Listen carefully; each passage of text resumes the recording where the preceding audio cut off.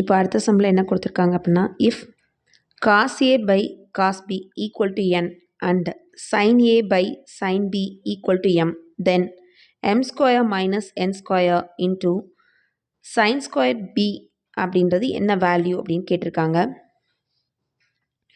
So நம்ம இதை இந்த சைட் கொண்டு போய் மல்டிபிள் பண்ணிக்கலாம். ஈக்குவல்ட்டுக்கு அந்த பக்கம்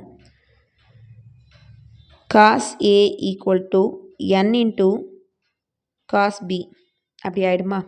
இது வந்து sin a equal to m into sin b.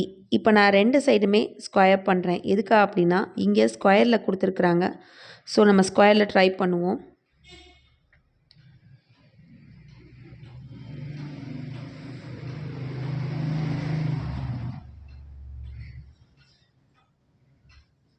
So squaring on both sides அப்படி பண்ணோம்னா இப்போது cos square a equal to n square cos square b.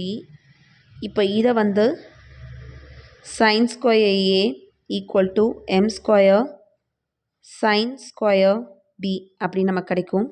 இப்போ இது ரெண்டையும் ஆட் பண்ணலாம். இப்போது cos square a plus sin square a equal to m square sin square b plus n square cos square b. நமக்கு தெரியும் sin square a plus cos square b equal to 1 அப்படின்னு தெரியும்.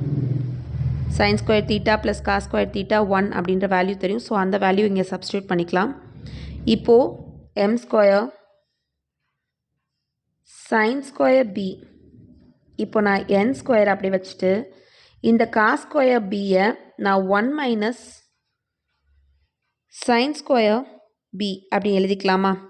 So இப்போ இந்த எண்ணை உள்ளே கொண்டு போகிறோம். இப்போது 1 equal to m square sin square b plus n ஸ்கொயரை உள்ளே கொண்டு போயிட்டேன்.